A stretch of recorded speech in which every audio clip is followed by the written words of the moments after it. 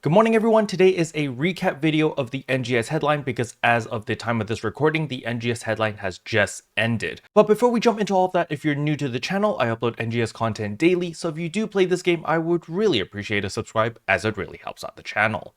Anyway, without further ado, let's begin the video.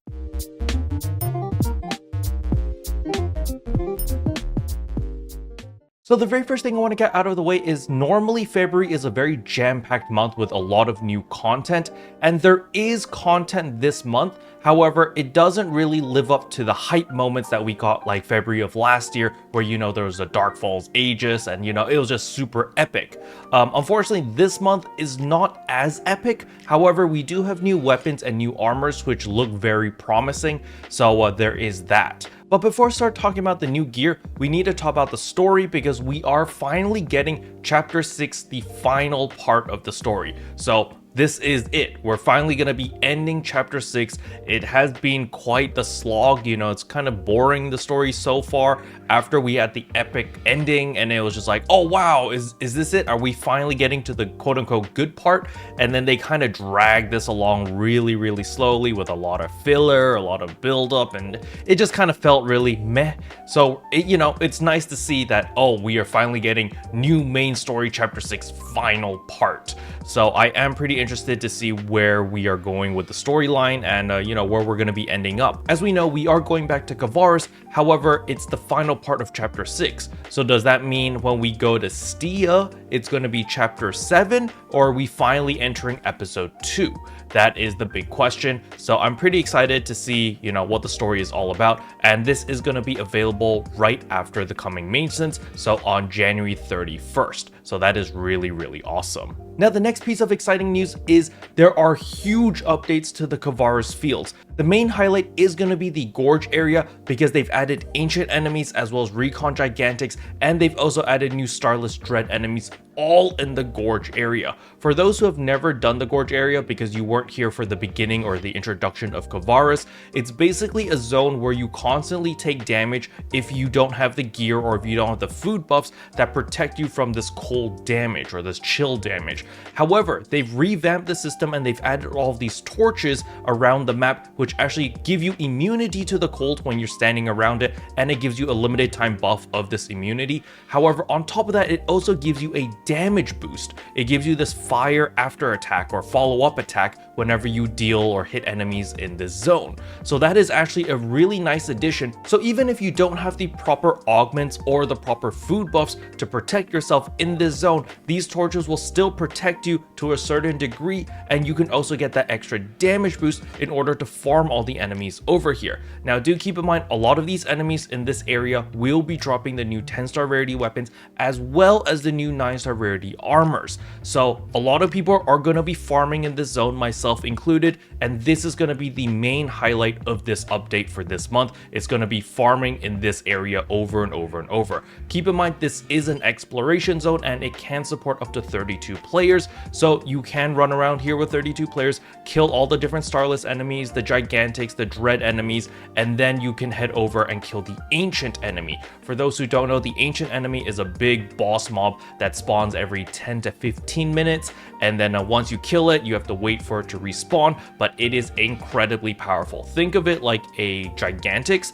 but like a lot tankier and a lot more powerful, and it does require some level of teamwork to take it down. If there's no teamwork, it really makes it very difficult. However, since the last version of Kvaris, we've had so many quality of life changes. So, like our blight round or our weak bullet is so much nicer now. You can literally cover the entire ancient enemy with blight rounds now if you have enough rangers, because remember, you don't fight over the blight round anymore. So the more rangers you have, the more weak spots there will be on the boss, and that'll be really awesome.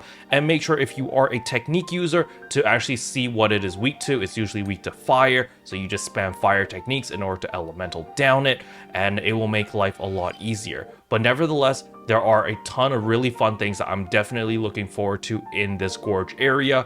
And on top of that, there are different type of ancient enemies as well. So yeah, for those who have never experienced the Kvaris region when it was released initially, you guys are in for a treat. It's a really cool concept, and I'm glad that they've improved upon it so that it doesn't feel as jank as before. There's a lot more stuff to do now in the Gorge area other than just AFK and waiting for the ancient enemies, because you're going to be killing all these enemies to get all the different parts in order to craft your 10-star rarity weapons or your 9-star rarity armors, or you might get incredibly lucky and the mobs might just drop the completed weapon / armor. Now do keep in mind, they did say in the developer letter that was also featured today that they have increased the drop rate significantly for these weapons because these weapons are not tradable. So I would not be surprised at all if people get this weapon on day one. I'm fully expecting people to be able to obtain these weapons on day one, especially if you're just farming here for a couple hours. And then on top of that, they've also added a bunch of red boxes around where they give you half of the required materials to craft your new 10-star rarity weapon. So the developers really put in some effort to make these weapons and these armors extremely accessible for the general public. Even if you're a very casual player, you will be able to obtain these weapons and armors. So there's pretty much no excuse for anyone to not have any of this gear within a month's time. I pretty much guarantee that most people will be rocking this gear, and it's actually pretty good. The weapon potential of these new 10-star rarity weapons increase the damage of all of your photon arts, however increases the photon power cost. But that's a sacrifice I am willing to take, because remember, we have our customized photon arts on top of that, and you can stack these two together in order to gain even more damage or even more utility to whatever you want. So this is incredibly powerful. Now, is it gonna be better than the Flugelguard series? That is the big question we have yet to see. But personally, I think it's gonna complement the Flugelguard series. So you're gonna have the Flugelguard weapon as your photon blasting weapon, and then you're gonna have this weapon as your normal DPS weapon. That is what I am fully expecting to see. However, of course, we're gonna need to wait for the servers to go live after the maintenance, and then we're gonna have to farm up these weapons and see the actual stats. And then again, we will open up our Excel spreadsheets and compare all the damage with all the nitty-gritty numbers. Now, other than the Gorge area, they've also updated the combat sector Beluga Ruins. Now, do keep in mind they have not updated Lost Central yet. It's only the Beluga Ruins combat zone that has been updated here. And basically, it's just new difficulty, you know, increased enemy levels, new starless enemies, and they've added a lot more dash rings so that you can dash around the map on the hoverboards a lot quicker around Beluga Ruins, because this map is very big. There's actually 2 teleport points in this combat zone, so you can just teleport between them to travel a little bit faster. That's how big this combat zone is. However, something they mentioned in the NGS headline that really caught my attention is the new 10-star rarity weapon can drop from normal enemies in this combat zone. So you can literally kill a trash mob and it has a chance of dropping a 10-star rarity weapon fully completed, which is really awesome. So this is definitely something I'm looking forward to. Let's say that you get tired of farming in the Gorge area and you're like, listen, I want something a little bit more chill, a little bit more easy. You can hop over to the Beluga Ruins combat zone and just farm there, and you also have a chance of getting a fully completed 10-star rarity weapon. Now, another thing that I totally forgot to mention is our level cap is increased to 85 right after this maintenance. Like, the maintenance is like tomorrow or like a couple of hours. Like, literally right after that, we get all of this stuff that I'm talking about right now. So it's actually pretty awesome that we're getting all of this stuff. So there will be a lot of stuff to do.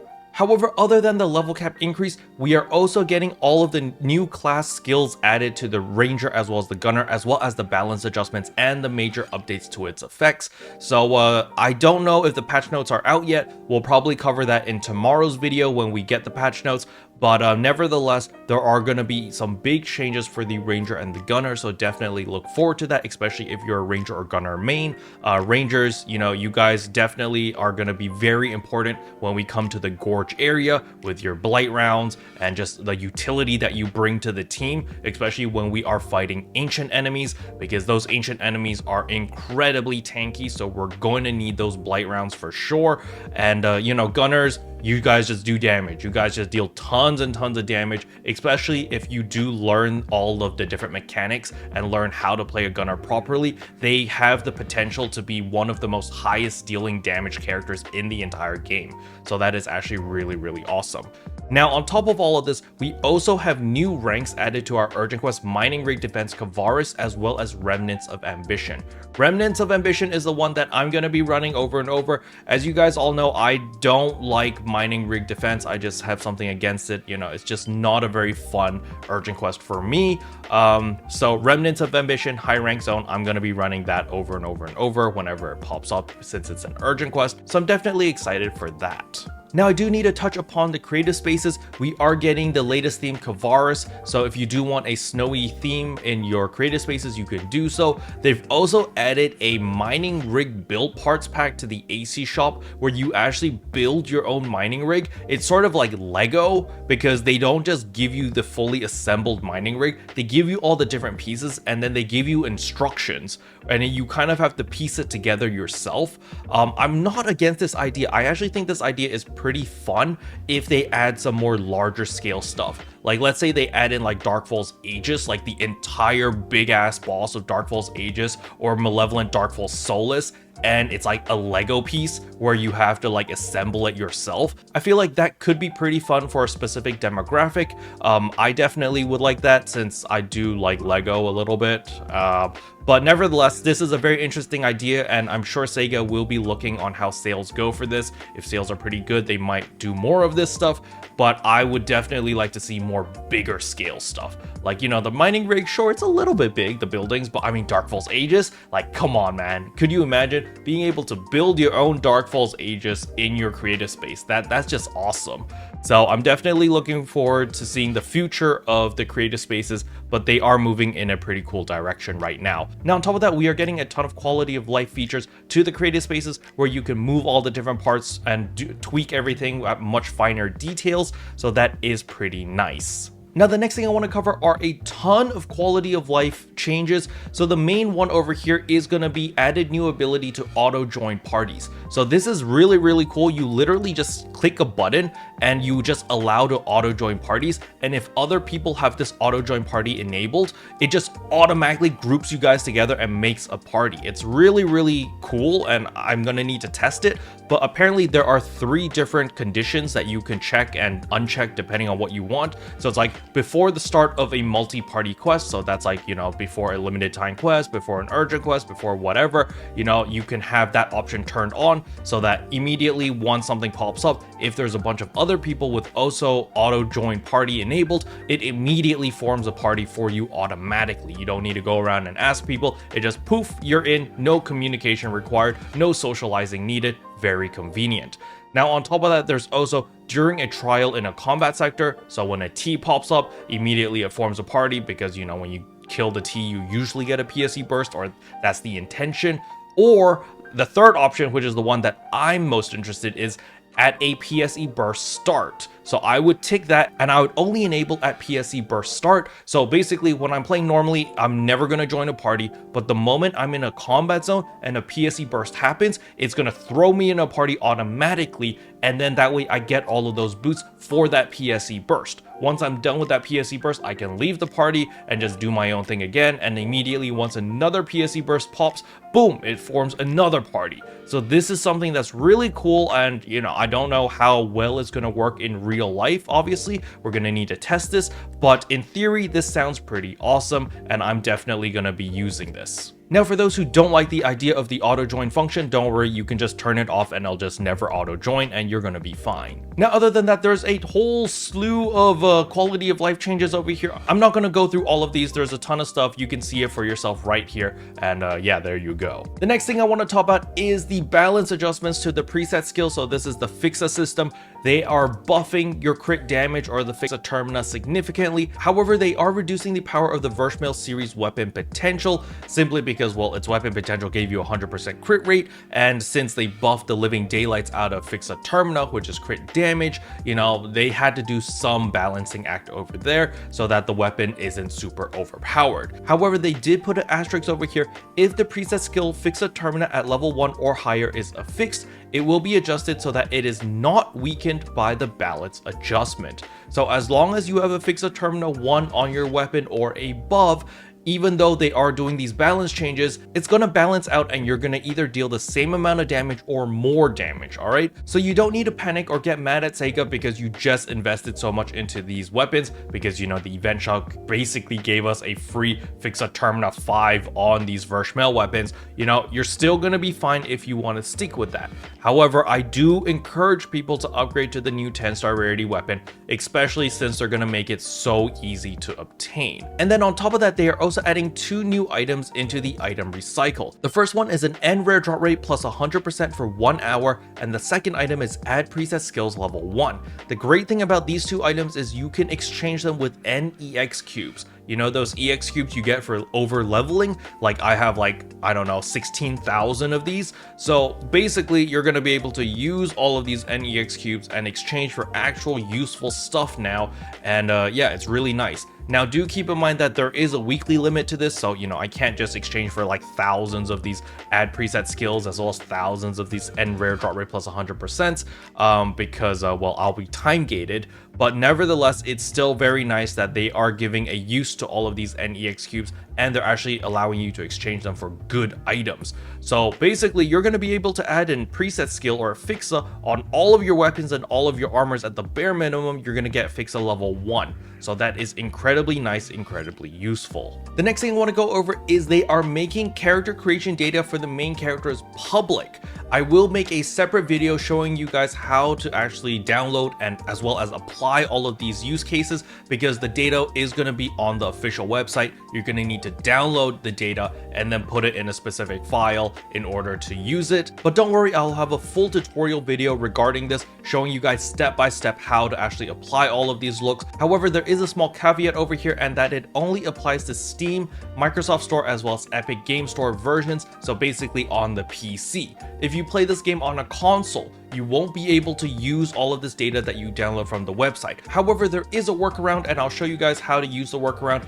in that video, which comes out in a couple of days. Now, on top of all of this, they are releasing a permanent revival SG scratch called the NPC Item Collection, which will allow you to get all the main characters' outfits, accessories, as well as like hairstyles and eye shapes and makeup, which is very, very cool. So definitely look forward to this, because it's just really nice that they're giving you the official data so that you can just look exactly one-to-one like Manon, like Aina, like Nadare, like all these other characters, which is really, really nice. But now to talk about the second half of February. So this kicks in on February 14th, so 2 weeks from now. We are getting the Urgent Quest version of Halphia Lake Interception Part 2. So this is the current Dark Falls Aegis, or Malevolent Dark Falls Aegis, where, you know, currently it's a 4-man version and it does require quite a lot of gear. However, we're just getting the regular Urgent Quest version, so it's going to be 8 players, and then the difficulty is going to be decreased significantly. There's no death limit, and yeah, you're just going to go and beat it up,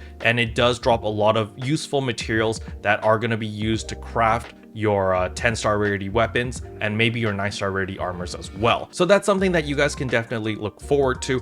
Other than that, we have a new mission pass, so that is going to be season 29. But the big thing for the second half of February is going to be the Nijisanji Collaboration. As you can see over here, there are a ton of AC scratch items, collaboration items, free stuff. They've even changed the region mags to fit the theme, and so definitely look forward to this. They do have new quote-unquote movie concerts again, so you know, it's the Nijisanji characters, they sing a special song, and it's going to be on the TV screen, so we can look forward to that. And it does give our regular buffs as usual, but the main thing that I like over here is they've actually added like vital gauges and stuff. So I do like this new trend towards vital gauges, where you can, you know, customize it and have like all this cool anime themed stuff. So I am looking forward towards that. As for the AC scratch itself, there is katana weapon camo, so I'm definitely going to pick that up. And on top of that, there are also the body pillows. The body pillows are finally making a return, or the dakimakuras,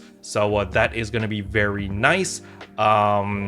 yeah, I do like collecting these, even though they usually don't work for katanas, but they do normally work for rods and partisans and stuff like that. So if you do play any of those classes that can use these weapons, you can still use it. So yeah, body pillows. That's it, guys. Body pillows. It's the future. Alright, enough waffling about Nijisanji. It is time to talk about actual cool content, and that is going to be the new Crimson Realm. So what this Crimson Realm does is every day it's going to switch combat zones. So it'll bounce between Lost Central as well as Beluga Ruins. And what happens is when the Crimson Realm is active, there's going to be more powerful enemies that spawn in these combat zones. And there's going to be this new Starless boss enemy that also spawns during trials. So this seems really cool because the entire map turns red, and it kind of reminds me of Berserk when the Demon Realm rips open and everything goes crimson. It kind of reminds me of that, and the new Starless boss does look pretty demonic, which is actually pretty cool. Like, you know, I don't mind if we just go straight to hell and start fighting Hellspawn there instead of going to space. You know, that would be pretty awesome as well. So I am looking forward to seeing how this ties in with the story, because we are, you know, ending chapter 6. So this probably is going to introduce us to this Crimson Realm and let us, you know, see what on earth is this Crimson Realm and why do these demonic looking starless enemies just appear out of nowhere. So this is definitely something that I am super interested about, and I will be running this pretty frequently. However, this doesn't kick in until the 21st of February, so it's going to be near the tail end of February, unfortunately. But the idea and the whole concept of this Crimson Realm just sounds really, really cool and really fun. So I'm definitely looking forward to it. Sure, a lot of people might complain like, oh, it's just a combat zone, it's the same thing. However, in the developer letter, they did say that they've changed a lot of stuff about it and how the mechanics work. So we're just gonna have to wait and see and just jump into this, and I am going to beat the living daylights out of this new Starless boss and see what it has to offer. Because apparently this Starless boss rewards you based on the damage you deal to it, so I'm guessing the devs aren't expecting a lot of people to kill the boss. However, you know me, I'm gonna run in there with my fully pimped out friends and we're gonna totally wipe this guy off the face of Halphia. It's gonna be freaking awesome. Now, with all of that out of the way, they are giving a ton of freebie items, so once every month. So all you need to do is log in once a month, and they're giving you 15 days of material storage use as well as 5 end color change passes. This is incredibly nice, and this is a permanent thing that's going to be happening every single month. So when you log in anytime in February, the first time you log in, you're going to get a material storage use 15 days. Then in March, when you log in again, you're going to get another material storage 15 days. So this is super, super useful for my free-to-play players because material storage is what eats up all of your star gems. So being able to get this for free is super nice for everyone. So it is really, really nice. And of course, the end color change passes are nice to have as well, since you know, as a free-to-play player, getting these is pretty painful. So I'm just happy that they're making everyone's life a little bit easier. Another thing I want to touch upon is going to be the Ultra PSO2 Day Triple Burst campaign. This kicks in every year in February. So February 2nd, 2024, we are getting this crazy Ultra PSO2 Day where all of the rates are doubly boosted on top of your normal PSO2 Day. So remember, this applies to everyone regardless whether you're free to play or premium. So we get EXP earn plus 100%, rare drop rate plus 200%, the Fixa rare drop rate plus 200%, as well as the preset skill enhance rate plus 15% and N augmentation success rate plus 20%. So this is absolutely insane. This is actually better than the boost that we currently have, which is actually pretty crazy since the boost that we have right now is already insane enough. However, they do this every single year on February 2nd, all right? It's just because, you know, the numbers 2 and PSO2, and it just all lines up with 2s, and that's why we get Ultra PSO2 Day. So, you know, this is just something that they do every single year. So please make sure to take full advantage of this, especially since we're going to have our new 10-star rarity weapons, our new 9-star rarity armors. They're all going to become available by the time these boosts come out. So it's kind of incentivizing you to, hey, you want to re-augment your armors and your weapons, you got 20% augmentation boost. And then you want to add a Fixa, you've got the boost as well. And then there's just a ton of stuff to do on this specific day. So please take advantage of this. Now, if you are a premium member, remember, on February 22nd, we get another Ultra PSO2 Day Triple Burst. However, it only applies to premium users. So, you know, if you are a premium user and you do happen to miss the regular Ultra PSO2 Day, don't worry, you do have a second chance as it will return. Special thanks to all the members for supporting the channel. It really means a lot to me. Thank you again. But yeah, that's all I wanted to cover in today's video. Hopefully you guys found it helpful. If you did, I would appreciate a like and a subscribe, and I'll see you guys in tomorrow's video. Bye.